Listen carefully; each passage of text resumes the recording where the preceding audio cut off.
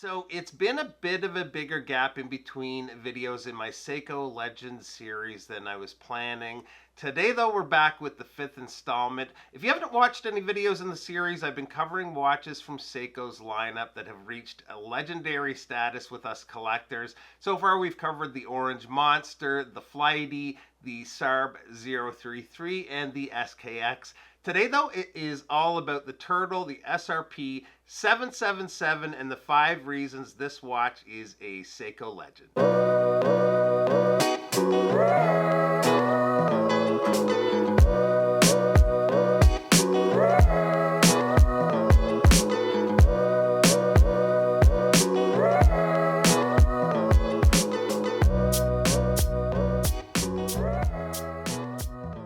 Now, I've done it in most of the other videos in the series, but I want to start with a quick overview of the watch as far as specifications go.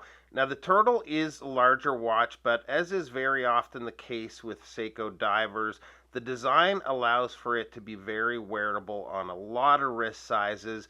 I'll quickly hit you with the numbers, and I'll start with the case dimensions. So case width here comes in at just under 45 millimeters.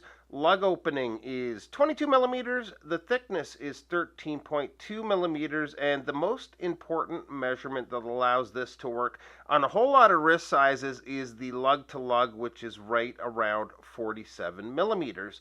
The water resist is 200 meters. The watch runs the 4R36 movement with hacking and hand winding, and the crystal is hardlex. So there's the basic specs out of the way. Now to the 5 reasons the Turtle is a Seiko legend.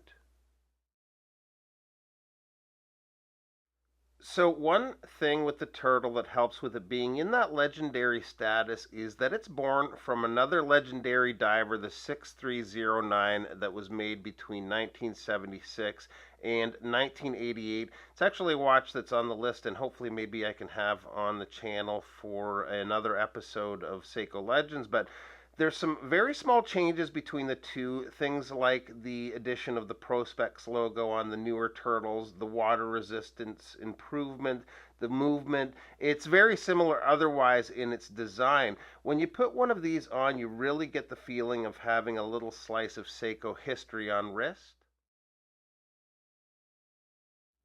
What's cool about the Turtle to me is, like I mentioned before, you have a dive watch with a real connection to Seiko's history of making dive watches. The great thing, though, is, and unlike some of the newer reissues that are in a totally different price bracket, which some of those price increases are justifiable with the materials used, movements, all that, but the Turtle is a watch that's attainable for almost anyone at very reasonable prices for what you get. You can easily find these well under $400 brand new and even cheaper pre-owned. Another thing with the Turtle that I love, and same goes for the SKX, is the availability of upgrade options. I don't mess with mods all that much other than the occasional insert or bezel swap, but the options are endless for parts out there. Mods aren't everyone's thing, but it's a contributing factor for why these are so popular. And even if you aren't into modding, a lot of people like to play around with different strap pairings. You literally can't go wrong with this watch, especially this particular version. Not only are there tons of strap options with NATOs, rubber, or leather straps, but even bracelets with fitted end links. It's very versatile in that way, and if you're the type that gets bored with the watch, it's just so easy to give it a new, fresh look. Number 4 is it has that Seiko style. I've mentioned this in quite a few videos, but the way Seiko does their cases, they're instantly recognizable as a Seiko, and the Turtle just screams Seiko DNA. They have a way of designing a lot of their cases with this beautiful curvature. It's everything from the arc of the case side profile to how it curves inward towards the case back. No one does it quite like Seiko does, and I think the Turtle is a perfect example of that Seiko styling. The last thing I wanted to talk about is the options available as far as different models go. We focused in on the 777, but if you're into the turtle and maybe want something a little different, there's some really cool versions out there. Prices will vary greatly depending on the model. There's lots of great choices, though. It's one of those watches that whether you're a seasoned veteran collector or a newcomer to the community, you can't go wrong with picking one up. So, a couple of things to close out the video. First of all, there could have been many more points made on why the turtle is such a Seiko legend. I also could have delved deeper on the points I was talking about, but I just wanted this to be just a short, fun video. There's already lots of videos out there on these watches, so the turtle isn't the perfect watch as much as I love it. There's problems sometimes with bezel or chaptering alignment.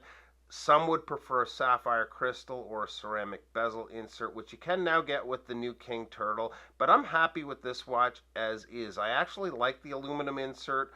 I normally would go ceramic if I had the choice, but I like the vintage vibe of the aluminum on this one. So I love the watch. It looks great. It wears amazingly well, and it's super cool how it fits into the timeline of Seiko's history of dive watches.